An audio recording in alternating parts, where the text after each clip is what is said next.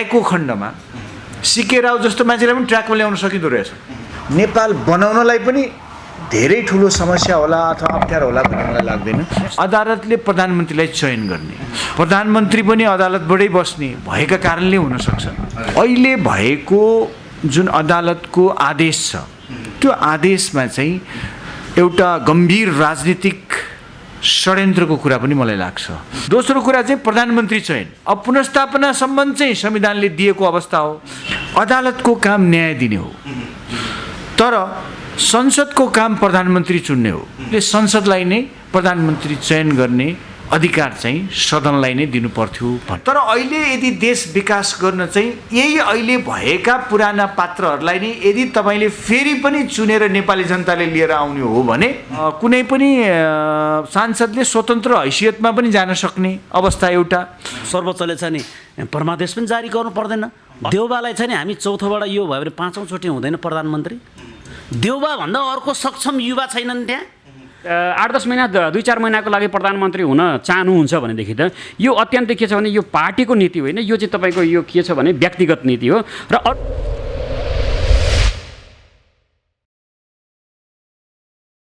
दर्शकबिन नमस्कार, म हरिप्रसाद पाठक, तपाईँहरू हेर्दै हुनुहुन्छ मेकिङ नेपाल। आज हामी यही राजनीतिक आज उथल पुथल भएको अवस्थामा साँच्चै हाम्रो देशमा के हुँदैछ, अबको 48 घण्टामा शेरबहादुर देउवा प्रधानमन्त्री हुनुहुन्छ, साँच्चै उहाँ प्रधानमन्त्री हुनुपर्ने नै हो।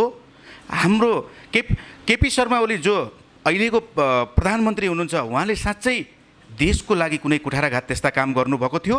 आज 2/3 सरकार हुँदै गर्दा साँच्चै उहाँ आज चाहिँ अल्पमतमा जस्तो पर्नुपर्ने बाध्यता थियो या थिएन।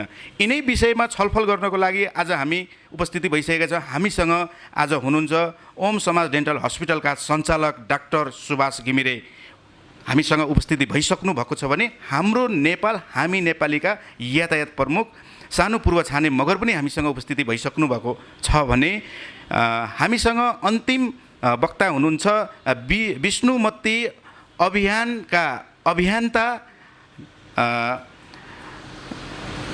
उमेश शिवाकोटी ज्यू हाम्रो स्क्रिनमा उपस्थिति भइसक्नु भएको छ। यहाँहरू सम्पूर्ण तिनैजनालाई एकमुष्ट मैले स्वागत पनि गरेर हाम्रो कार्यक्रममा आइदिनु भएकोमा धन्यवाद पनि दिन चाहन्छु। मैले मेरो पहिलो प्रश्न डाक्टर सुभाष सरलाई, साँच्चै हाम्रो देशमा आज के भइरहेको छ अलिकति छोटकरीमा पहिला हाम्रो दर्शकलाई बताइदिनुहोस् न। धेरै धेरै धन्यवाद सम्पूर्ण जो दर्शक हेरिरहनु भएको छ र हरि पाठक सरलाई पनि धेरै धेरै धन्यवाद यो अवसर जुटाइदिनु भयो। साँच्चै भन्नुपर्दा हुन त मान्छेहरूले विभिन्न ढङ्गले भन्ने गर्छन् नेपालको विषयमा, हाम्रो देशको विषयमा, तर देश यति महत्त्वपूर्ण ठाउँ छ यो देश, हाम्रो देश। सबै कुरा यही धरतीमा प्राप्त छ। स्वर्ग जस्तो देशमा हामीले सही पात्रहरू पाएनौँ कि भन्ने कुरा छ।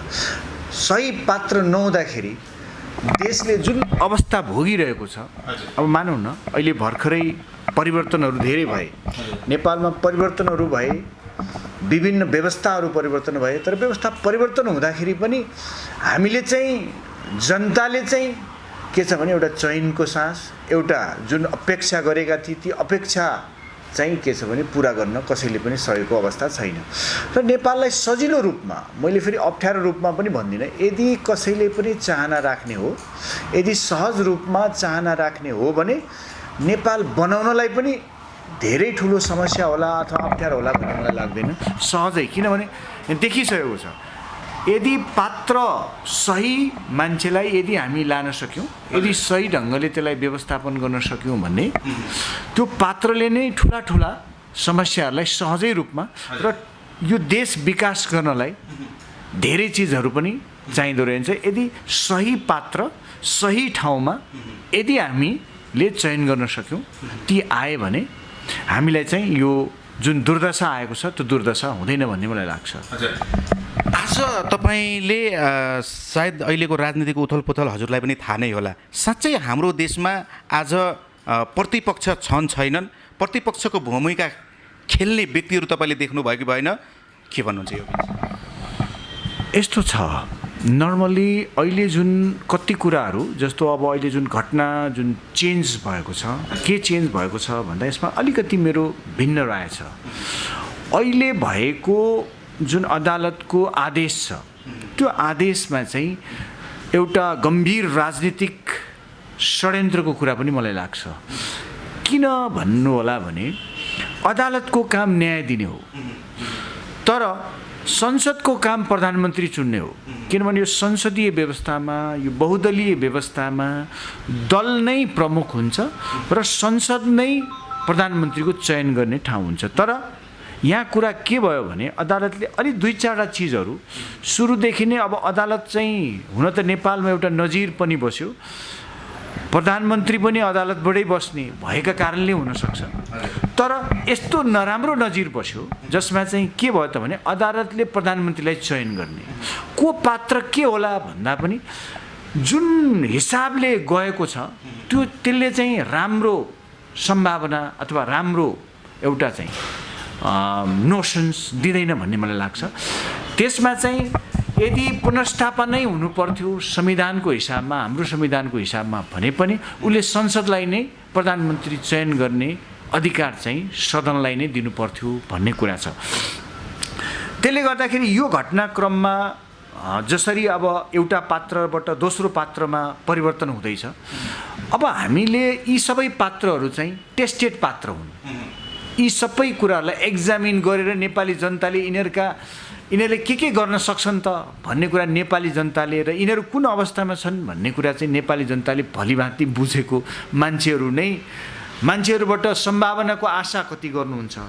हिजोको अवस्थामा चाहिँ जस्तो यो गभर्मेन्ट अहिले जुन गभर्मेन्ट जाँदैछ गइसकेको अवस्था छ त्यो गभर्मेन्टको जसले नेतृत्वदायी भूमिका गर्नु दुई चारवटा राम्रा काम पनि भएका छन्, राम्रा महत्त्वपूर्ण कार्यहरू पनि भएका छन् जुन कार्य ऐतिहासिक पनि छ हैन, कति राम्रा। तर जुन रूपमा गर्नुपर्ने हो फेरि सम्भावना पोसिबिलिटी रहेछ। यदि जस्तो मान्नु न सामान्यतया एउटा मान्छेले गर्दाखेरि भनौँ न जस्तो चाहेको खण्डमा सिके राव जस्तो मान्छेलाई पनि ट्र्याकमा ल्याउन सकिँदो रहेछ हैन। त्यति अप्ठ्यारो थियो, त्यो अप्ठ्यारो पोजिसन हो। ती कुरा ल्याउन सकिँदो रहेछ, देश बनाउन के गाह्रो थियो त। यदि हामीले यदि त्यो कुरामा हामीले लगन दिने हो भने निश्चित रूपमा हुन सक्थ्यो। तर अब यो हुनलाई पनि मान्छेको चाहना चाहिँदो रहेछ, लगन चाहिँदो रहेछ। तर त्यो लगन भएको चाहिँ देखिएन। र अहिलेको आवश्यकता मैले के महसुस गर्छु भने नभएका पनि होइनन् नगरिएका पनि होइनन्, तर अहिले यदि देश विकास गर्न चाहिँ यही अहिले भएका पुराना पात्रहरूलाई नै यदि तपाईँले फेरि पनि चुनेर नेपाली जनताले लिएर आउने हो भने यो देश विकास हुने सम्भावना चाहिँ। जस्तै तपाईँले यो कुरो भन्दै गर्दाखेरि अदालतले आज भनौँ न शेरबहादुर देउवाको पक्षमा नेपाली काङ्ग्रेसको पक्षमा निर्णय सुनायो भनेर आज चाहिँ अराजक भयो सर्वोच्च अदालत, जसरी चाहिँ आज नेकपाका कार्यकर्ताहरू बाटोमा उफ्रिराखेका छन् नि। तपाईँलाई लाग्छ सर्वोच्चले गलत गरेको छ भनेर? गलत गरेको छ छैन, यो उहाँले जुन आदेश आज जारी गर्नुभएको छ यो आदेश ठिक छ कि छैन? म यस्तो कुरा भन्दिनँ यो गलत हो कि सही हो। तपाईँले एउटा कुरा के भने यदि संवैधानिक जस्तो हाम्रो चाहिँ एउटा संविधान छ, एउटा संसदीय मर्यादा छ र बहुदल जसमा दलहरू विभिन्न दलहरू छन् र दलले प्रतिनिधित्व गरेर दलले नै प्रधानमन्त्री चयन गर्ने व्यवस्था छ। यो व्यवस्थाको हिसाबमा अब जुन बढे चढेर अदालतले के गर्यो भने दुई तीनवटा कुरा। एक त बहुदलीय व्यवस्थामाथि नै आँच आउने हिसाबले संसदीय मर्यादालाई नै अलिकति अतिक्रमण गरेको हो कि जस्तो अब कुनै पनि सांसदले स्वतन्त्र हैसियतमा पनि जान सक्ने अवस्था एउटा। दोस्रो कुरा चाहिँ प्रधानमन्त्री चयन अब पुनर्स्थापनासम्म चाहिँ संविधानले दिएको अवस्था हो। किनभने योभन्दा अगाडिका जुन पात्र प्रधानमन्त्री हुनुहुन्थ्यो उहाँसँग पनि मिस्टेक भएकै छ। किनभने उहाँले पनि जुन अवस्थामा जानुपर्ने हो उहाँले पनि धारा टेकेर केही बढचढमा जान खोज्नु भएको थियो। तर त्यो हिसाबमा एउटा पाटो हो भने, तर जब न्यायालय चाहिँ के हो त भन्दाखेरि उसले संविधानको व्याख्या गर्न पाउँछ तर बढे चढेर कुनै राजनीतिक निर्णय गर्न सक्दैन। त्यसकाले तर यहाँ चाहिँ के देखियो त भन्दा मैले गलत भन्नुभन्दा पनि राजनीतिक निर्णय लिएको देखियो। अब कतिसम्म छ कुरा त भन्दाखेरि धेरै कुराहरू हेर्नुहुन्छ जसमा चाहिँ आवश्यकताभन्दा बढी जुन अदालतको इन्टरफेरेन्स भएको छ, यसले चाहिँ मलाई के लाग्छ भने यसले राम्रो चाहिँ के छ भने सङ्केत दिँदैन भन्ने मलाई लाग्छ। तपाईँले यो भन्दै गर्दाखेरि लगभग 3.5 वर्ष 4 वर्षका हाराहारीमा अहिलेको सरकार पुगेको थियो। यो सरकारले देश विकास र जनतामुखी नभएको धेरै गुनासाहरू जनताहरूकै छन् होइन। ऊ आफूमुखी, पार्टीमुखी र कार्यकर्तामुखी मात्र भयो। यसले गर्दा देश आज बन्न नसकेको भनेर एक प्रकारको त आरोप उहाँहरूलाई लागिरहेको थियो भने अर्को प्रकारको अब मानौँ 1.5 वर्ष बाँकी छ। यो 1.5 वर्षको अन्तरालमा साँच्चै शेरबहादुर देउवाले नेपाली काङ्ग्रेसबाट नेतृत्व गर्न आउँदै गर्दा साँच्चै उहाँ सफल हुनुहुन्छ? आज भएका विकृतिहरू साँच्चै हट्ला जस्तो लाग्छ तपाईँलाई? कस्तो राम्रो क्वेसन सोध्नुभयो हुन त म टेक्निकल मान्छे, मैले बडा भन्छु हजुरले। अहिले जुन प्रधानमन्त्री शेरबहादुर आउनु भएको छ त्यो सम्भावनै छैन। म अहिले पनि भनिदिन्छु तपाईँलाई, एकदम क्लियर एउटा टेक्निकल मान्छे, एउटा नागरिकको हैसियतले म के भन्छु भने सम्भावनै छैन। उहाँले गर्नै सक्नुहुन्न केही। जुन अवस्थामा उहाँ आउनु भएको छ त्यो अवस्थाले उहाँले गर्न सक्ने अवस्थामा उहाँ हुनुहुन्न। अब मैले अघि नै भने अहिलेको जुन परिस्थिति छ त्यो परिस्थितिलाई कसरी बेटर बनाउन सकिन्छ भन्ने कुरा चाहिँ लिडरसिपले सोचेर लानु पर्थ्यो। तर अब मैले नेपाली जनताले चाहिँ गम्भीर भएर सोच्ने अवस्था आएको छ। के भने यस्ता पात्रहरूबाट विकास हुन सक्दैन, देश बन्न सक्दैन र त्यस्ता पात्रको चयन गर्न आवश्यक छ जुन पात्रले देश विकास गर्न सकोस्। र ती टेस्टेड मान्छेहरू छन् सोसाइटीमा, हाम्रै समाजमा छन्। ती अवसरविहीन भएर हामी फेरि नेपाली जनता के गर्छन् भने त्यही पात्रहरूलाई नै भोट हाल्न जान्छन्। फेरि भनेपछि के हुन्छ अरे भने म एउटा सामान्य कुरा बताउँछु। तपाईँले पाप गर्दाखेरि तपाईँ एकजनाले मात्रै पाप गर्नुभयो, जब तपाईँ पाप हेरिरहनुहुन्छ भने त्यो हेर्ने मान्छे चाहिँ सबभन्दा ठुलो पापी हो अरे क्या। त्यस कारणले जुन अहिले भएको जुन अवस्था छ, जुन पाप भइराखेको छ, जुन एउटा गतिलाई गतिरोध हुने काम भइरहेको छ, विकासको गतिमा गइरहन सकेर चाहिँ जुन गतिरोध भएको छ त्यसलाई चाहिँ तपाईँले यो नेपाली जनताले, मैले फेरि पनि 1 वर्ष झुक्क्याउन सकियो त झुक्किसके। हामी गाली गरिरहेको छौँ, उसले गर्दैन भने पनि गाली गरिरहेको छौँ, भनिरहेछौँ होइन। शेरबहादुरले पनि गर्न सक्नुहुन्न अथवा के छ भने केपी ओलीले पनि गर्न सक्नुहुन्न भनेर हामी भन्छौँ। त अनि अन्तिममा गएर भोट चाहिँ उहाँहरूलाई नै हाल्छौँ भन्दाखेरि अब सबैभन्दा ठुलो पापी को त भन्दा हामी नै हो नि त, हामी जनता नै हो नि। त्यस कारणले यो बुझ्नु के पर्यो भने उहाँहरूबाट निश्चितै रूपमा उहाँबाट एउटा जनताले भन्ने कुरा होइन, उहाँकै पार्टीकै मान्छेले भनिरहेछन् नि त, उहाँकै साथीहरूले नै भनिरहेछन् त, उहाँहरूसँगबाट केही हुन सक्दैन। त केही हुन सक्दैन भने एउटा विकल्प तयार गर्न आवश्यक छ नि त। नेपाली जनताले केही नयाँ चिज दिन आवश्यक छ नि त। यो राष्ट्र निर्माण कसले गर्न सक्छ भने ती खोजी सिम्पली मैले भने नि तपाईँलाई एउटा सामान्य उदाहरण दिउँ न। हाम्रो बिजुलीको त्यस्तो अभाव थियो भने एउटा सामान्य मान्छे आउँदा त परिवर्तन हुन सक्दो रहेछ नि त। गरे पनि केही होइन, खालि सोच मात्रै परिवर्तन गरेर, सोच परिवर्तन गर्दा त्यही चिजलाई प्रयोग गरेर पनि त एउटा नमुनाको रूपमा विकसित हुन सक्दो रहेछ भने एउटा कुलमान घिसिङ जस्तोको विचारले, सोचले 9 अरब घाटामा गएको संस्थालाई 11 अरब घाटालाई पूर्ति गरेर 11,000 मुनाफामा ल्याउन सक्दो रहेछ। आज तपाईँलाई मैले एउटा प्रश्न यहाँनिर जोड्न चाहेँ। नेपाल वायु सेवा निगम 2015 साल असार 17 गते महेन्द्र राजाले सरकारी मातहतमा रहने गरी स्थापना गरेको संस्थालाई लगभग आज निजीकरणमा लगेका छन्। हजुरलाई थाहा छ कि छैन होइन? त्यहाँका प्रबन्धकले के भन्नुहुन्छ भने एक शिवाकोटीज्यूले यो चाहिँ सरकारले चलाउन सकेन, त्यसले गर्दा घाटामा गएको भयो, निजीकरणमा लग्यो भने मुनाफा आउँछ भनेर जुन उहाँले अभिव्यक्ति दिँदै गर्दा तपाईँ के भन्नुहुन्छ? एकदमै गलत हो सर। यो चाहिँ के भने मैले भने एटिच्युड हुँदो रहेछ मान्छेमा, विकास गर्ने एटिच्युड। तपाईँलाई नर्मली मैले सरकारले चलाएको तपाईँ न्याथम कलेज गएर हेर्नुहोस्, पर्यटन मन्त्रालयले नेपाल सरकारले नै चलाएको।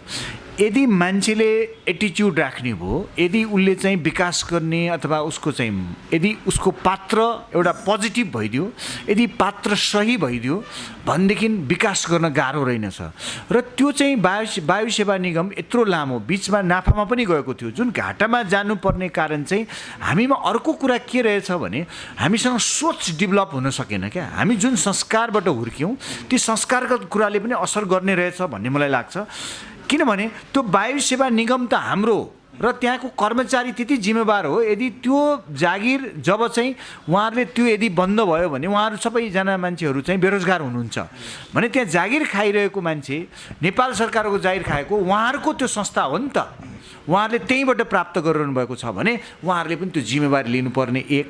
दोस्रो कुरा चाहिँ जुन पात्रहरू जसरी पोलिटिकल एपोइन्टमेन्टमा पठाइन्छ ती पात्रमा चाहिँ के हुनु पर्यो भने कस्ता पात्र पठाउनु पर्यो भन्ने कुरा छ मेरो भने त्यसलाई अध्ययन गरेर मन्त्री कस्ता हुनुपर्छ, मान्छे चाहिँ के छ भने तपाईँले पठाउने जुन जिम्मेवार व्यक्ति कस्तो हुनुपर्छ भन्ने कुरा चाहिँ के छ भने कम्तीमा त्यो विषयमा स्टडी गरेर उसले यसलाई विकास गर्ने प्रक्रियाको विषयमा नेपाल सरकार जानकार भएपछि त्यसमा पठाउनुपर्छ त्यस्ता व्यक्तिहरूलाई। यदि पठाउन सकियो भने उसले विकास गर्ने आइडिया अनुसार उसले विकास गर्न सक्ने भयो। मन्त्रीकै कुरा गर्दाखेरि पनि यदि मन्त्री त्यो विषयको विज्ञ त्यो विषयमा जानकार भएर ऊ त्यही मन्त्रालयमा जाने हिसाबमा विज्ञताको हिसाबमा यदि उसलाई दियो भने विकास हुन सक्दो रहेछ ती पात्रहरू। तर ती पात्रहरू जुन जसले भनिरहेका छन् यो चाहिँ निजीकरण गर्दाखेरि हुन्छ भन्नुको अर्थ के बुझ्नु पर्यो भने निजीकरण गरेर बीचमा मुनाफा खाने र अरू सबैलाई बेरोजगार बनाउने होइन र ती पात्रहरू देश विकास गर्ने होइन कि देश नाश गर्न चाहिँ आएका मान्छे हुन्, त्यसलाई सिद्ध्याउन आएका मान्छे हुन्। त्यसले त्यस कारणले त्यसमा एउटा कुरा मलाई बताइदिनुहोस्, आज हामीहरू जनतालाई अथवा म पनि एउटा पत्रकारिता क्षेत्रमा काम गर्दै गर्दा मैले पनि नबुझेको कुरा, मैले पनि हिजो राजालाई गाली गर्थेँ, हामी जनता सबैले राजालाई गाली गर्थ्यौँ। यो शोषण गर्ने एउटा संस्था हो राज संस्था भनेको, शाहवंशहरूले हामीहरूलाई उकुस मुकुसमा राखेको छ भन्दै गर्दा 2015 साल असार 17 गते उहाँले जुन स्थापना गर्नुभयो आफ्नो व्यक्तिगत शाहवंशको उसमा त गर्नुभएको रहेन रहेछ। नेपाल सरकारको मातहतमा रहने गरी उहाँले स्थापना गरेको 100औं त्यस्ता कल कारखाना थिए। आज ध्वस्त बनाउँदा पनि आज जनता चाहिँ त्यो शब्द बुझ्न किन सकिराखेका छैनन् क्या? होइन, यसमा चाहिँ जनताको दोष भन्दा पनि म 2-3वटा कुरा भन्छु। यसमा हामीले बुझाउन नसकेका पनि हौँ। जति हामीले जुन एउटा स्वतन्त्र जुन मान्छे एउटा नागरिक छ जसले बुझ्दछ त्यो बुझ्ने मान्छेले बुझाउन नसकेको। अब हामी नेपालमा कस्तो अवस्था आयो त भन्दा सम्पूर्ण मान्छेहरू पार्टीगत रूपमा कहीँ न कहीँ एफिलिएटेड छन्, कहीँ न कहीँ, अनि उनीहरू स्वतन्त्र हुनै सक्दैन। जसले गर्दाखेरि के समस्या आयो त भन्दाखेरि यो समस्या चाहिँ जुन तपाईँले हरिजी जुन समस्या भन्नुभयो यो समस्या चाहिँ नेपालमा बढ्नुको कारण चाहिँ यही कारण हो, जुन बुझाइको अभाव, जुन बुझाइ हामीसँग छैन। जो नेतृत्व चेनमा जानुभएका व्यक्ति 8 र 10 क्लास अथवा एसएलसी पास फेल भएका व्यक्ति भए ती व्यक्तिले डिग्री गर्नेलाई चलाइदिए हो। यही नै ठुलो समस्या हो जसले गर्दाखेरि हामीले अहिले भोग्नु परेको समस्या पनि यही हो। जस्तो तपाईँले यो कुरा भन्दै गर्दाखेरि आज प्रधानमन्त्री हुन पाउँछु भनेर आज उहाँका कार्यकर्ता वाहवामा छन्। प्रधानमन्त्री म बन्दैछु भनेर देउबाजी पनि एकदम खुसीका साथ कम तयार भएर बसिराख्नु भएको होला। आज यस्तो देशको लागि कुठाराघात गर्ने जुन काम हिजोको सरकारले गर्यो अथवा गरिराखेको छ अहिले त उहाँ नै हुनुहुन्छ होइन, उहाँहरू प्रतिपक्षको भूमिका खेल्न तिनै कार्यकर्ताहरू, तिनै शेरबहादुर देउबा अथवा त्यहाँका जुन बुद्धिजीवी सांसदहरू छन्, सभासदहरू छन्, त्यसको खारेज हुनुपर्छ भनेर आवाज उठाउन चाहिँ किन आएनन् जस्तो लाग्छ हजुरलाई? होइन, यस्तो छ, तपाईँले अलिकति मूल कुरामा जानुपर्छ भन्ने मलाई लाग्छ। जबसम्म रूपान्तरण हुँदैन, मैले भनेको प्रवृत्तिमा रूपान्तरण होइन, प्रवृत्तिमा हामी जस्तो त्यो कुन संस्कारबाट गयो त भन्दाखेरि अब त्यही एउटै संस्कारबाट हुर्किए, चाहे त्यो तपाईँ अहिले शेरबहादुर देउबाको पार्टी भन्नुहोस् या हाम्रो चाहिँ के छ भने यता अर्को पार्टी भन्नुहोस्, पुरानो पार्टी नयाँ पार्टी, एउटै संस्कार छ। त्यो संस्कारमा कस्तो संस्कार बस्यो त भन्दाखेरि तपाईँले जुन कुरा गरिरहनु भएको छ एउटै चिजबाट छन्, गाइडेड एउटै चिजबाट छन् है, यिनीहरू नयाँ चिज छैन। अब जुन राष्ट्रघातीको कुरा छ, अब एउटै पाटोमा दुईटै चोर हुँदाखेरि मान्नुहोस् न होइन, चोरी हुने अवस्था रह्यो भने दुईटै चोर हुँदाखेरि तै चुप मै चुप भन्ने बाहेक उपाय हुँदैन। पनि चुप लागेर बस, म चुप लागेर बस।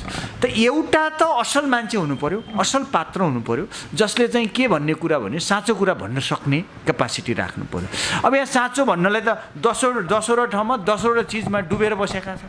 होइन। कोही सिंहदरबारै बेचेर बसेका छन्, कोही चाहिँ बालुवाटार नै बेचेर बसेका छन्। त्यस कारणले गर्दाखेरि बोल्ने ठाउँ नै छैन, बोल्न सक्ने हिम्मत पनि छैन, ताकत पनि छैन।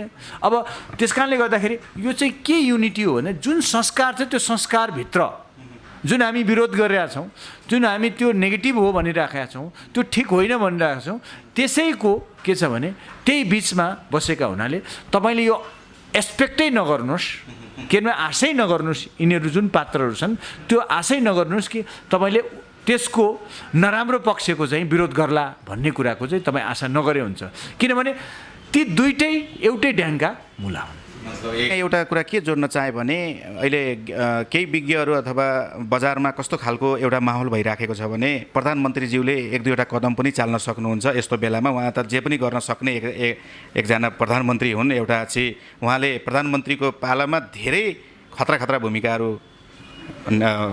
गरिराख्नु भएको छ। उहाँले सेना पनि परिचालन गर्न सक्ने एक खालकोले भनिराखेका छन् भने सङ्कटकाल पनि लगौलान् कि भनेर एक खालकोले भनिरहेछन्, अर्को खालकोले राजालाई ल्याएर राखिदिने हुन् कि दरबारमा भन्ने कुराहरू पनि छ। साँच्चै ओलीजीले यो गर्नुहुन्छ होला? त्यो सम्भावनै छैन हजुर, सम्भावनै छैन। किन सम्भावना छैन भन्दा दुई तिनवटा कारण छ। यसकोबाट राम्रो हजुरले यो क्वेसन सोध्नुभयो। मान्छे केपी ओलीसँग त्रसित छन्। अब केपी ओलीलाई चाहिँ के छ भने हटाउन सकिँदैन अथवा केपी ओलीलाई गर्न सकिँदैन भन्ने कुराको एउटा मानसिक रूपमा चाहिँ राजनीतिक वृत्तमा के बुझाइ हो भने केपी ओली जतिको क्षमतावान अर्को रहेनछ, अल्टरनेटिभ्स नै रहेनछ भन्ने पनि बुझ्नुपर्छ भन्ने मलाई लाग्छ। र केपी ओली डेमोक्रेटिक प्याटर्न्सबाटै, डेमोक्रेटिक रिजन्सबाटै उनी प्रधानमन्त्री बनेका मान्छे हुन्। उनको जुन ऐतिहासिक पृष्ठभूमिको तपाईँ हेर्नुहुन्छ, जब नेपालमा डेमोक्रेसी आयो, डेमोक्रेसी आइसकेपछि पनि उनी डेमोक्रेटिक हिसाबमै गएका हुन्। त्यस कारणले अब रहेको कुरा तपाईँले अब इमर्जेन्सी लाग्छ कि सेना लाग्छ कि भन्ने कुरामा चाहिँ राजालाई जुन सेनाले साथ दिएन होइन, साथ दिएन, त्यो केपी ओलीलाई साथ दिन्छ भनेर कसरी तपाईँ आशा गर्न सक्नुहुन्छ? त्यस कारणले गर्दाखेरि यो सम्भावना छैन। मलाई लाग्छ उहाँ पनि एउटा डेमोक्रेटिक प्याटर्नबाट आएको हुनाले मलाई लाग्छ त्यो हुनसक्छ। र भोलि अब यस्ता सम्भावनामा जाँदाखेरि अब सेनाले साथ दिएर इमर्जेन्सी लाउँछु भन्ने कुरामा नेपालमा त्यो सेना त्यति विवादमा पनि आउन सक्दैन। जुन राजाको प्रत्यक्ष निगरानीमा बसेको सेनाले राजालाई नै साथ नदिएको अवस्थामा केपी ओलीलाई साथ दिन्छ भने हामीले विश्वासै गर्न सक्दैनौँ भन्ने मलाई लाग्छ। तपाईँले अघि के भन्नुभयो भने विकल्प खोज्नुपर्छ, यिनै पार्टीबाट अब देशको परिवर्तन सम्भावना एकदमै निम्न के लगभग 0% छ भन्नुभयो। विकल्प चाहिँ बताइदिनुहोस् न हाम्रो दर्शक जनता आम नेपाली दाजुभाइ दिदीबहिनीहरूलाई एकचोटि बताइदिनुहोस् त विकल्प कहाँ गएर खोज्ने आम हामी जस्ता जनताहरूले? अब नर्मल्ली दुई तिनवटा कुरा रहेछ। म आज तपाईँले बडा राम्रो कुरा सोध्नु। अहिले नेपालमा तपाईँले हेर्नुभयो बाह्य हस्तक्षेप एकदमै बढेको छ हो। त्यो बाह्य जुन हस्तक्षेप जुन बढेको छ त्यसले गर्दाखेरि अब को मान्छे चाहिँ बिकाउ छैन, को मान्छे बिकाउ छ अथवा बिकाउ भइराखेको छ भने हरेक मान्छे चाहिँ त्यो पदमा गएका मान्छे चाहिँ बिकाउ हुँदो रहेछन्। अब नेपालको राष्ट्रियताको जिम्मेवारी अथवा राष्ट्रियताको प्रतीक होइन को हुनसक्छ त, होइन एउटा को हुनसक्छ त भन्ने कुरा चाहिँ बडा इम्पोर्टेन्ट छ। त्यस कारण सबै मान्छेहरू पेरोलमा बसेर राष्ट्रियतालाई नै सिद्ध्याउने क्रममै लागेका छन् होइन। र अहिलेको विकल्प के हो त भन्दा एउटा चाहिँ राष्ट्रियताको सवाल लाई एकदमै कसरी त्यसलाई जोगाउन सकिन्छ, के को आधारमा राख्न सकिन्छ भन्ने विषय हो। र अर्को विषय चाहिँ के हो त भन्दाखेरि यो पात्र परिवर्तन। यो पात्र तपाईँले जबसम्म यो पात्र जो विषयमा विज्ञ हुन्छ, यो हिसाबमा अहिले भएको संविधानमा पनि त्यो व्यवस्था गर्नलाई, चेन्ज गर्नलाई मैले चेन्ज गर्नुपर्छ भन्ने कुरा छ। के गरी चेन्ज गर्ने त भन्दाखेरि तपाईँले जसले अहिले तपाईँ चुनाव लड्न पनि सक्नुहुन्न, चुनावै लड्ने गर्ने कुरा भयो भने त्यसले कि उसले अकुतै सम्पत्ति कमाएको हुनुपर्दछ कि उसले चाहिँ के छ भने नाजायज पैसा कमाएको हुनुपर्छ अथवा उसको अकुत सम्पत्ति पनि हुनु पर्यो या नाजायज सम्पत्ति कमाएको हुनु पर्यो या भोलि उसले कमाउने सम्भावना कमाउनलाई उसले चाहिँ इन्भेस्टमेन्ट गरे हुनु पर्यो। नभएदेखि तपाईँले चुनाव लड्ने अवस्था छैन। त तपाईँले के गर्नु पर्यो भने चुनाव लड्ने मान्छे मन्त्री नहुने अवस्था क्रिएट गर्नुपर्ने हुनसक्छ, विज्ञहरूलाई मन्त्री राख्ने त्यो डिजाइन क्रिएट गर्न जरुरी छ। र तपाईँले विकल्प कसरी दिनु पर्यो त भन्दाखेरि यस्ता पात्रहरूलाई तपाईँले चुज गर्नु पर्यो, यी टेस्टेड पात्रलाई छोड्दै जो तपाईँले हेरिसक्नु भएको छ।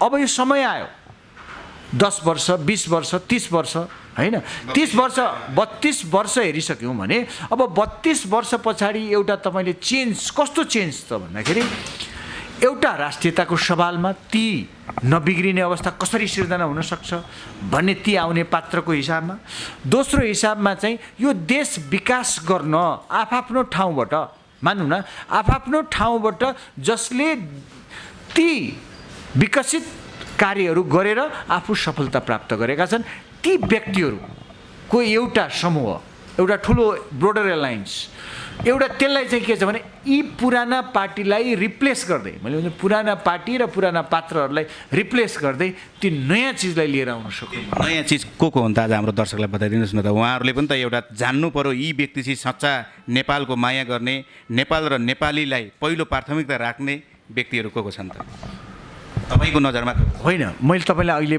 फेरि पनि भन्छु र म यसलाई डिटेल्समा चाहिँ तपाईँलाई पात्रहरूको विषयमा पनि अर्को तपाईँको यो चाहिँ के छ भने हाम्रो संवादमा यो विषयलाई राखौँला, किनभने यो विषयमा ब्रोडर छलफल पनि हुँदैछ र नयाँ रूपमा र नयाँ पात्र जो यो समाजमा टेस्टेड भइसकेका छन्, जो टेस्टेड भएर उनीहरू गर्न सक्छन् भनेर नेपाली जनताले विश्वास गरेका व्यक्तिहरू नै यहाँ सामु म प्रत्येक मान्छेलाई राख्ने नै छु र अहिले यसलाई ओपन नगरिहालौँ, यसलाई भनि नहालौँ, सार्वजनिक नगरिहालौँ भन्ने मात्रै यहाँलाई म अनुरोध गर्न चाहन्छु। विशेष भनेपछि हिजोको साझा पार्टी जस्तो हुँदैन? डेफिनेटली हामी साझा पार्टी जस्तो अथवा अहिले भएको अवस्थामा उहाँहरूसँग के छैन भने अहिले जुन विकल्प दिने अवस्थामा उहाँहरू कसरी विकल्प जाने भन्ने कुरामा तय हुनुहुन्न। हामी यो कुरामा तय छौँ र ती पात्रहरूलाई पनि यहाँहरूको समक्ष त राख्नु नै छौँ हामी। भनेपछि ती पात्रहरू आउँदाखेरि जुन विचारहरू लिएर आउँछन् ती विचारमा हरेक जनताहरूले साथ दिनेछ। हो, नेपाली जनताले तिनीहरूलाई विश्वास पनि गरेका छन् र गर्या पनि हुन् र गर्छन् पनि भन्ने मलाई लाग्छ र ती पात्रहरूले एकचोटि म फेरि पनि तपाईँको मर्यादित यो टेलिभिजन मार्फत म के अनुरोध गर्न चाहन्छु भने एकचोटि ती विश्वासिला पात्रहरूलाई विश्वास गरेर हेर्नुहोस्। देश तपाईँले हरेक ठाउँमा विश्वास गर्नुभयो, अवसर पनि प्राप्त गरेर तिनीहरू विश्वास गरेर देखाए पनि अब देश बनाउने कुरामा तिनीहरूलाई विश्वास गर्नुभयो भनेदेखि निश्चित देश पनि बन्छ। हामीसँग हाम्रो नेपाल हामी नेपालीका यातायात प्रमुख पूर्व छानेजी पनि हुनुहुन्छ, यहाँलाई हाम्रो कार्यक्रममा स्वागत छ। धन्यवाद म्याकिङ नेपाललाई। आज देशको राजनीतिक उथलपुथल छ, तपाईँ के भन्न चाहनुहुन्छ?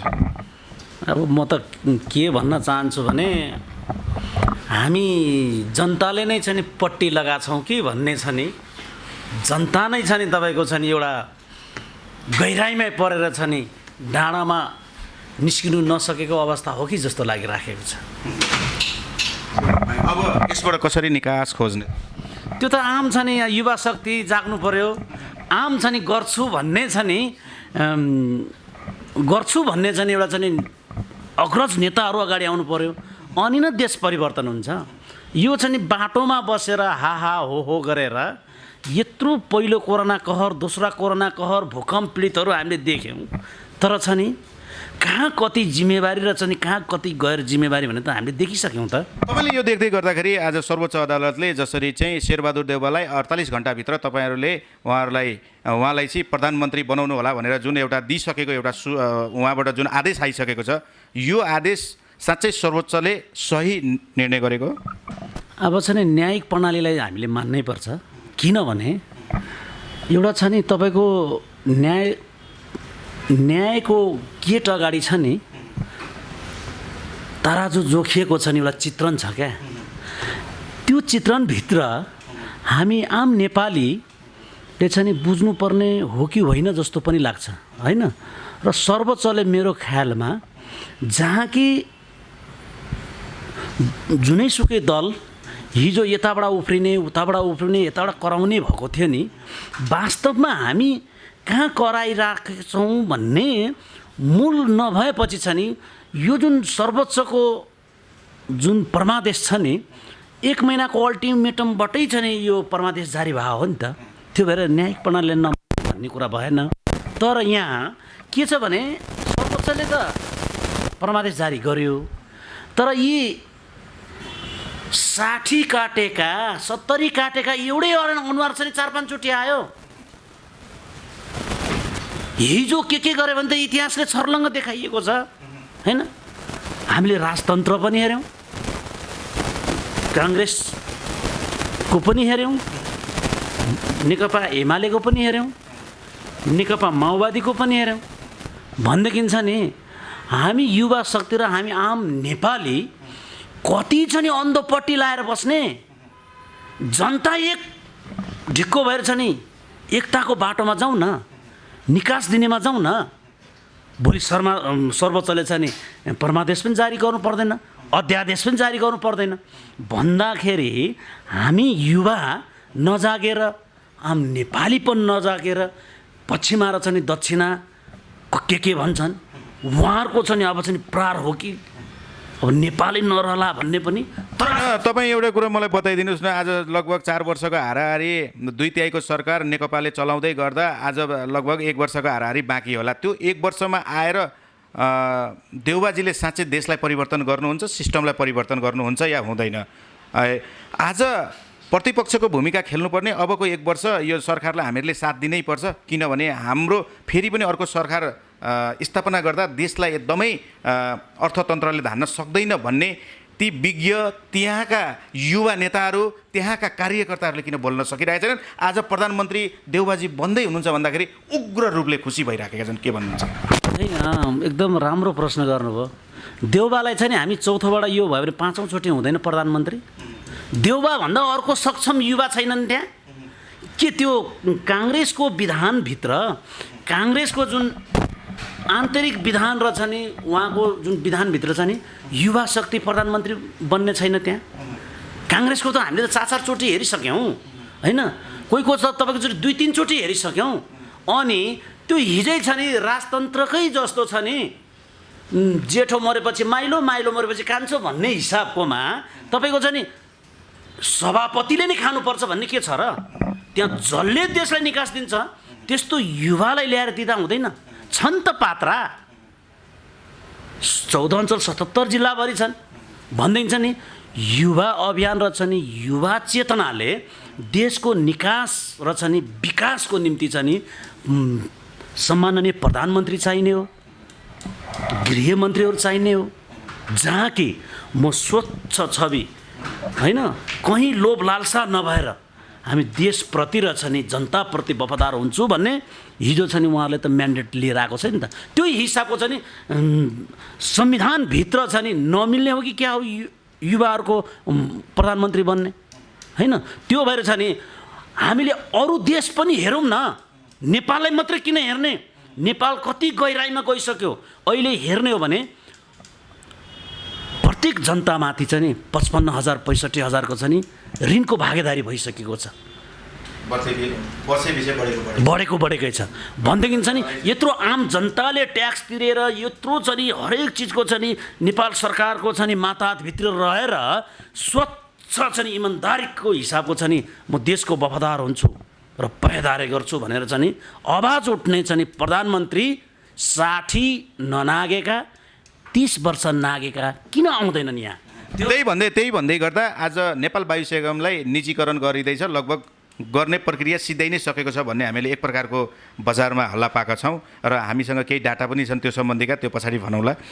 मैले भन्न खोजेको कुरा के भने आज शेरबहादुर देउबा प्रधानमन्त्री हुँदै गर्दा त्यहाँका कार्यकर्ताहरू, त्यहाँका युवा साथीहरू जो एउटा देश र जनतालाई मेरो पार्टीले चाहिँ एकदमै सशक्त बनाएर लान्छ, जनतालाई खुसी दिन्छ, देशलाई विकास गर्छ भन्ने जुन उहाँहरूको नारा, एउटा खोक्रो नारा नै भनिराखेका छन् हरेक जनताहरूले, ती युवाहरूले आज नेपाल वायु सेवा निगमलाई निजीकरण गर्दै गर्दा यस्तो नेपालको सरकारको मातहतमा रहेको चिजलाई यस्तो गर्नु हुँदैन भनेर चाहिँ खबरदारी गर्न नसक्ने आज शेरबहादुर देउबाज्यू प्रधानमन्त्री हुँदै गर्दा आज दीपावली नै मनाउँछन्। के भइरहेछ एकचोटि बताइदिनु हाम्रो दर्शकलाई।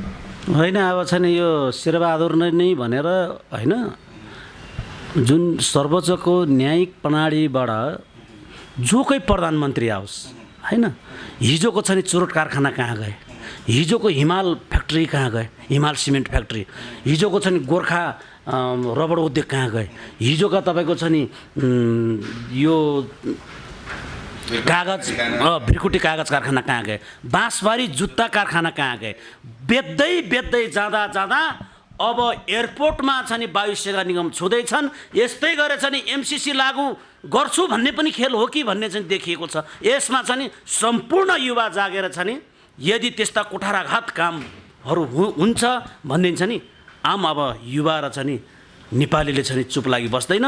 यदि देशको वफादार भएर देशको चाहिँ नि पहरा र पालेदार हुन्छ भने हामीलाई चाहिँ नि दोहोराई तेह्राईको होइन, हामीले नयाँ अनुहारको प्रधानमन्त्री नेपाल सरकारले दिनुपर्छ। हामीले चाहिँ सम्माननीय प्रधानमन्त्री भनेर गर्व गर्नुपर्छ। हामीले देखेका छौँ हाम्रै छिमेकीकै छेउमा चाहिँ पाकिस्तानमा चाहिँ हिजो क्रिकेट खेलाडी प्रधानमन्त्री बसिराखेको छ नि त। नेपालमा के इमरान खान जन्मिन्छन् त? इमरान खान होइन, नेपाली खानै जन्मिन्छन्, नेपाली पनै जन्मिन्छन्। इमरान खानै किन चाहियो भनेदेखि चाहिँ नि हामीलाई जो जहाँको भए पनि तपाईँले मलाई बताइदिनुहोस्, हाम्रो नेपाल हामी नेपाली टिम अथवा जो अभियान लिएर तपाईँहरूले भ्रष्टाचार विरुद्धको सुशासनको अभियान लिएर जसरी आज तपाईँ बाटोमा हिँडिराख्नु भएको छ, देश र जनतालाई प्राथमिकता राखेर हिँडिराखेको छ, यो नेपाल वायु सेवा निगमलाई जुन तरिकाले आज कुदाडाघात गरिएको छ, तपाईँहरूको अभियानले कस्तो खालको अभियान लिएर आउनेछ, अब कस्तो खालको खबरदारी लिएर आउनेछ, दर्शकबिनलाई बताइदिनुहोस्। खबरदारी त छर्लङ्ग छन्, मिडिया मार्फत सबै छँदैछन्। यस्तै गरेर चाहिँ हाम्रो समाजसेवीहरूले दोस्रो कोरोना कहरमा एम्बुलेन्स फ्री सेवा पनि देखाइदिए। जस्तै छ नि पूर्व आइजिपी साहब सर्वेन्द्र खनाल,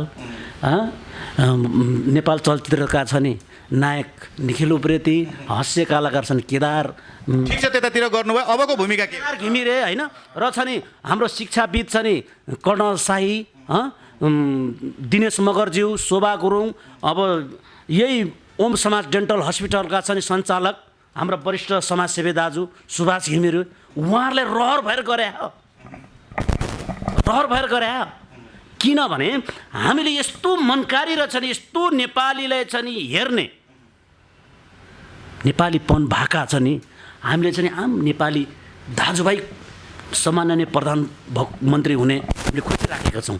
हामीले दिदीबहिनीहरू चाहिँ सम्माननीय प्रधान भएको हेर्न खोजिराखेका छौँ भनेदेखि छ नि हामीले त देख्यौँ रमाइलोमा छ नि। मैले हिजै पनि मैले हेरेँ तपाईँको मैती घर मण्डलाको छेउछाउमा होइन, कोही छ नि तपाईँको यता शहीद गेटको छेउछाउमा, वास्तवमा हामी एउटा व्यक्तिको पछाडि छ नि रमाइलो र छ नि हाहा हो गर्नलाई छ नि हात खुट्टा भाँच्न छ नि नेपाल प्रहरीका छ नि सुरक्षाकर्मी मित्रहरूलाई छ नि अनावश्यक दुःख दिनै हामी हिँडेका हौँ। त वास्तवमा देश के भएको छ, देशले के चाहिएको छ, देशलाई अब छ नि कुन मुभमेन्टमा लाने भन्ने हिसाबमा जाने हो नि त। अहिले छ नि लिपुलेखको र छ नि कालापानीको पनि तपाईँको खबरदारी चाहिँ कस्तो नेपाल वायु सेवा निगमको लागि यही खबरदारी गरेर छ नि अगाडि बढिराखेका छन्। भन्नुहुन्छ तपाईँलाई निजीकरण गरेको ठिक लाग्छ या त्यो सरकारको चिज सरकारकै स्वामित्व त्यो सरकारकै मातहतमा रहनुपर्छ भन्ने कुरा लाग्छ? वायु सेवा निगम त छ नि कुनै व्यक्तिको नाममा र छ निजीकरण हुनु हुँदैन। यदि सरकारकै मातहतमा भयो भने सरकारले नै सबै चिजको छ नि एउटा नेपाल सरकारको छ नि ऐन कानुन र संविधानभित्र रहेर कार्यनीति गरियो भने कहीँ कतै केही पनि आउँदैन नि। त्यो भएर छ नि अबको तपाईँहरूको खबरदारी कस्तो? खबरदारी त हामीले गरिराखेका छौँ। एमसिसी पास गर्नुहुन्न भनिराखेका छौँ। एनसेलका घोटाला पैसा छ नि आएर छ नि देशका छ नि ठाउँ ठाउँमा छ नि विकासमुखी गर्नु पर्यो। भ्रष्टाचारी जुन नेताले गरिएको छ त्यो नेताबाट चाहिँ ती भ्रष्टाचारी गरेको छ नि ल्याएर चाहिँ देश विकासमुखीमा जानु पर्यो भनेर त हामीले त खबरदारी गरिराखेको छौँ। स्वास्थ्य र शिक्षाको बारेमा चाहिँ नेपाल सरकारले चाहिँ तपाईँको चाहिँ हेर्नु पर्यो भनेर त खबरदारी गरिराखेका छौँ। हामीसँग अर्का वक्ता विष्णुमती अभियानका अभियन्ता उमेश शिवाकोटीज्यू पनि हामीसँग उपस्थिति हुनुभएको छ। यहाँलाई पनि हाम्रो कार्यक्रममा स्वागत छ। नमस्कार। तपाईँ एउटा राम्रो देश सुन्दर हुनुपर्छ, देश हाम्रो नेपाल देश स्वर्ग जस्तै हुनुपर्छ भनेर एउटा कल्पना गरेर जुन एउटा चाहिँ विष्णुमती सरसफाइ अभियानमा तपाईँ जोडिँदै गर्दा साँच्चै यो अभियानले गर्न खोजेको के र आजको राजनीतिक कतातिर जाँदैछ? वास्तवमा यो हाम्रो अभियानले गर्न खोजेको कुरा के त भन्दाखेरि देश हाम्रो अत्यन्तै यो नेचुरल अवस्थाको देश हो, तर यसलाई चाहिँ तपाईँको प्रदूषणले चाहिँ बिगारेको छ भन्ने हिसाबमा हामी खोला नाला पनि र यहाँका के अरे भौतिक आधारहरू पनि चाहिँ स्वच्छ हुनुपर्छ भन्ने हाम्रो धारणा भएर त्यतातिर हामी हामी चाहिँ लागेका हौँ। र देश राजनीतिको स्थितिको बारेमा यदि कुरा गर्ने हो भने राजनीति पनि लगभग विष्णुमती जस्तै छ, त्यसलाई पनि सफा त गर्नै पर्छ। वास्तवमा किन त भन्दाखेरि प्रधानमन्त्री बन्नको लागि मात्रै खेल भयो यो अहिलेको परिस्थिति भनेको। राष्ट्रलाई कसरी निकास दिने भन्ने कुरा भएन। यो फेरि तल यो एउटाले गरेको भन्ने यदि मैले भने त्यो गलत हुन्छ। यो लगभग सबैको समान धारणा हो। र किन मैले त्यसो भनिराखेको छु भनेदेखि लगभग 5 वर्ष बित्नको लागि त्यही 5-7 महिना 10 महिना कति टाइम होला, त्यो एक्ज्याक्ट कति त्यो टाइम होला, यस टाइमको लागि किन दौडधुप गर्ने? यदि शेरबहादुर देउवा अथवा नेपाली काङ्ग्रेस अत्यन्त राम्रो हुन्थ्यो भनेदेखि प्रतिपक्षमा चाहिँ जब पक्षले चाहिँ गलत काम गर्छ भनेदेखि त्यसलाई त तपाईँको दिशा दिनको लागि त प्रतिपक्ष हो नि। त प्रतिपक्ष आजसम्म भएको हामीले अनुभव गरिनौँ, पहिलो कुरा। दोस्रो कुरा, उहाँ प्रतिपक्ष भएको अनुभव नगर्दै पनि फेरि 8-10 महिना 2-4 महिनाको लागि प्रधानमन्त्री हुन चाहनुहुन्छ भनेदेखि त यो अत्यन्तै के छ भने यो पार्टीको नीति होइन, यो चाहिँ तपाईँको यो के छ भने व्यक्तिगत नीति हो। र अर्को कुरा के त भन्दाखेरि यो नेताको मात्रै गलत मैले देखेको छुइनँ। कार्यकर्ता भनेको विशुद्ध रूपमा भेडा बाख्रा हुन्। किनभने माउ जतातिर जान्छ भेडा बाख्रा त्यतैतिर जान्छ, नीतितिर गएन, व्यक्तितिर गयो, गुटतिर गयो। देश निकाल्नको लागि नीतितिर जानुपर्छ। किन भेडा बाख्रा एकैतिर गइरहेका छन् भनेर भन्छु भनेदेखि शेरबहादुर देउवाले यो 8-10 महिनामा गर्ने के त? यी सब कार्यकर्तालाई मेरो क्वेसन भनुन् 10 महिनामा के गर्छन्? होइन, गर्छन् भनेदेखि पहिला बारम्बार प्रधानमन्त्री हुँदाखेरि गरे के र किन गरेन त्यो कुरा? यो कुरा एकदम गहन छ। त्यसकारण भेडा बाख्राहरूले चाहिँ तपाईँको यो सपोर्ट गरेर एउटा बुढी बाख्रीलाई चाहिँ तपाईँको प्रधानमन्त्री बनाउँदाखेरि हुन्छ जस्तो मलाई चाहिँ केही पनि लाग्दैन। किनभनेदेखि तपाईँको उहाँको धेरै कार्यकाल हामीले हेऱ्यौँ। काङ्ग्रेस तपाईँको प्रतिपक्षमा राख्दा पनि केही देखिनौँ, पक्षमा राख्दा पनि केही देखिनौँ। त्यो फेरि काङ्ग्रेसलाई मात्रै होइन, एमाले पनि त्यस्तै छ। त्यो भएकोले गर्दाखेरि खेल जम्मा प्रधानमन्त्री हुने खेल हो, बाँकी केही पनि होइन। भनेपछि आज जुन सर्वोच्च अदालतले 48 घण्टामा शेरबहादुर देउवालाई प्रधानमन्त्री बनाउनु र लगभग 8 दिनमा चाहिँ संसद भवन सुचारू गर्नु भन्ने जुन निर्देशन दिएको छ, सर्वोच्च अदालतले गरेको निर्णय सही छ? यो कस्तो भनेदेखि यो दिनुपर्ने कुरा यस्तो निर्देश हुँदैन जस्तो मलाई लाग्छ। किनभनेदेखि आफ्नो बााउन्ड्री छ, कुन बााउन्ड्रीमा कसले चाहिँ यो गर्ने भन्ने कुरा हुन्छ क्या। यो चाहिँ तपाईँको अघि हाम्रा चाहिँ उहाँले डाक्टर साहबले भनिसक्नु भयो, आफ्नो बााउन्ड्री हामीहरूले निर्णय गर्ने कुरा यो, संसदले निर्णय गर्ने कुरा यो, अदालतले निर्णय गर्ने कुरा यो, बहस गर्ने कुरा यो भनेर चाहिँ क्लियर छ त। उहाँले गर्नु पर्थ्यो भनेदेखि त चुनाव किन गर्नु पर्यो? संसद भवन किन चाहियो? संसदहरू किन चाहियो? त सबैको आफ्नो नियम छ, त्यो नियम पालना गरेर गर्नुपर्ने हो। उहाँले चाहिँ तपाईँको निकास दिने, त्यसो भएदेखि त चुनाव सिस्टम छोडिदिउँ, कति अर्ब खर्ब चाहिँ तपाईँको बचत हुन्छ। सिधै उहाँलाई चाहिँ एउटा प्रधानमन्त्री 20-50 सय 200-400 जनाको प्रधानमन्त्रीको चाहिँ तपाईँको निवेदन हाल्नु, सरलको उहाँले फैसला गर्दै भइगयो नि, फल्नु ठिकै हुँदो रहेछ, उहाँलाई 2-4 वर्ष टाइम दिउँ। यही चाहिँ लोकतन्त्रको चाहिँ मर्यादा हो। त्यसकारण लोकतन्त्रको मान्य मूल्यता अनुसार चाहिँ काम भएको छैन जस्तो मलाई चाहिँ मेरो व्यक्तिगत अनुभव हो। तपाईँले त्यो भन्दै गर्दाखेरि जस्तै आज शेरबहादुर देउवाज्यू प्रधानमन्त्री हुनै लाग्दाखेरि आज दीपावली जस्तै उहाँका कार्यकर्ताहरूले एउटा दीपावली मनाउन लागिरहेका छन्। अब हाम्रो देश चाहिँ स्वर्ग जस्तो हुन लागिसक्यो भनेर जुन युवा जमातहरू आज बाटोमा उफ्रिराखेका छन्, तिनै युवा जमातले चाहिँ नेपाल वायु सेवालाई निजीकरण गर्नु हुँदैन, अब हामीहरूले आगो बाल्नुपर्छ, उथल पुथल पार्नुपर्छ। यो जुन घटना घटेको छ यसलाई चाहिँ बाध्य सरकारलाई पछाडि हट्न पार्नुपर्छ भनेर चाहिँ उहाँहरू किन आउन सक्नुभएको छैन? उहाँहरू भनेको वास्तवमा मैले भनिसकेँ क्लियर भेडा बाख्रा हुन्। भेडा बाख्रा भनेको अगाडिकोले जे बोल्छ त्यो प्याप बोल्दै हिँड्ने हो। बारम्बार मैले भनिरहेको छु, किनभने त नीतिमा जबसम्म हिँड्दैन। काङ्ग्रेस भन्नुहुन्छ, काङ्ग्रेस कतिवटा छ, कुन गुटमा छ? एउटाले भनेको अर्कोले मान्दैन, अर्कोले भनेको अर्कोले मान्दैन, अर्कोले भनेको अर्कोले मान्दैन, न नीतिमा जान्दछ न अर्कोमा जान्दछ। भनेपछि उहाँहरू तपाईँको युवा भनेर त्यति राम्रो नाम पनि दिन मलाई चाहिँ उपयुक्त लाग्दैन। उहाँहरूलाई त एउटा तपाईँको समूह दिनुहोस्, तपाईँको एउटा बथान भन्नुहोस्, जहाँ कि एउटाले जे भन्नु त्यसको पछि लाग्ने। एउटा उहाँहरूमा क्षमता के छैन भनेदेखि फल्नले गलत गरेको छ, यो सच्याउनुपर्छ भन्ने क्षमता विकासै भएको छैन। त भनेपछि तपाईँको उज्जवल भविष्य कसरी हुन्छ काङ्ग्रेसबाट? क्षमता हुनु पर्यो नि, यो गल्ती भएको छ। उहाँहरू के भन्नुहुन्छ भने एमाले यति बिगारो हामीले यति बिगार्दा के हुन्छ भन्ने उहाँको कन्सेप्ट त्यस्तो छ त्यो समूहको। त्यसकारण यो कन्सेप्ट पहिला निकाल्नु पर्यो। एमाले बिगारो भने के तँ पनि अलि बिगार्छस् त, अथवा काङ्ग्रेसले बिगारो भने एमालेका कार्यकर्ताले पनि त्यही भन्ने त। त्यसकारण उहाँहरू भनेको एउटा समूह हो, एउटा तपाईँको एउटाले जे भन त्यतातिर चाहिँ तपाईँको हावाका उसमा कुद्ने जस्तै मलाई चाहिँ लाग्छ।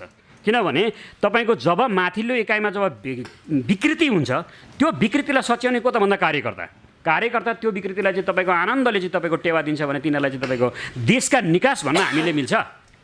त्यसकारण मैले यसरी गाली गर्दै गर्दाखेरि काङ्ग्रेसकै युवा नेत्री तपाईँलाई पवित्र लामाले हाम्रै मिडिया मार्फत के भन्नुभएको थियो भने जतिखेर गगन थापा स्वास्थ्य मन्त्री हुनुहुन्थ्यो उहाँले स्वास्थ्यमा उथल पुथल नै गर्नुभएको थियो, जनता अत्यधिक खुसी थिए भन्नुभएको छ हाम्रै मिडियामा। साँच्चै त्यतिखेर देशमा स्वास्थ्यको लागि साँच्चै नै उथल पुथल गर्नु नै भएको थियो हाम्रो गगन थापाज्यूले?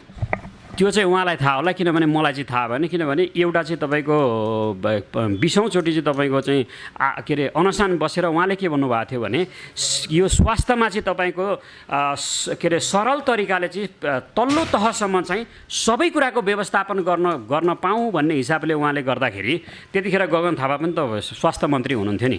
दुईवटा काम हुनुपर्छ। कडा के हुनुपर्छ भने यदि उहाँको गल्ती भने तपाईँ यो कारणले गल्ती हो, यो तपाईँको यो कारणले गल्ती भएकोले तपाईँ यो दण्डनीय हुनुहुन्छ, होइन भनेदेखि यो कारणले तपाईँ ठिक हो यो सत्य भन्न सक्नु पऱ्यो नि। उहाँले कुनै पनि बाँसुरी बजाउनु भएन त भनेपछि तपाईँले कसरी देख्नुभयो? त्यो देख्यो होला साथीहरू, अघि मैले भने काङ्ग्रेसका चाहिँ कार्यकर्ताहरूले देख्यो होला, मलाई थाहा छैन।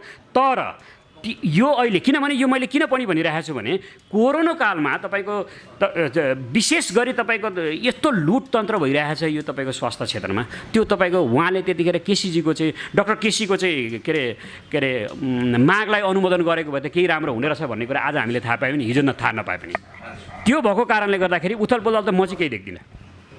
सामान्य काम तपाईँको हुने कामहरू भइरहेका छन्। भनेको मतलब बिहान बेलुका भात खानुपर्छ, दिउँसो चिया खानुपर्छ भन्ने कुरा अथवा चाहिँ सामान्य रूपमा चल्ने कुरा जो आए पनि हुन्छ। गगन थापाको ठाउँमा अर्को तपाईँको हाम्रो गाउँको चाहिँ काले आए पनि त्यति नै हुने हो, अरू ठुलो कुरो होइन। तर हुनुपर्ने कुरा र यिनीहरूले दिनुपर्ने कुरा नीतिगत रूपमा सबै पार्टी बसेर एउटा नीति बनाएर त्योमा टेकेर जानुपर्ने भन्ने कुरा अहिलेसम्म कन्सेप्टै तयार भएको छैन। अन्तिममा मलाई बताइदिनुहोस् तपाईँले अबको नेपालको लागि एउटा राम्रो निकास के हुनसक्छ? यो सरकार साँच्चै नै यो सरकार काम चलाउ हुनेछ भोलिका दिन, या देशकै लागि आएको सरकार भन्नुहुन्छ तपाईँ? 100% काम चलाउ हुन्छ। किनभने 5-6 महिनामा तपाईँको के अरे 5 वर्षमा गर्न नसक्ने काम बारम्बार चाहिँ बहुमतको सरकार हुँदा लडाउने कुनै पनि तपाईँको यी पार्टीहरू अब 6 महिनामा उथल पुथल हुनु भनेको त त्यो त हामीले भ्रमको खेती गर्नु हुँदैन, हुने केही पनि होइन। हिजो जस्तो भएको थियो त्यस्तै हुन्छ।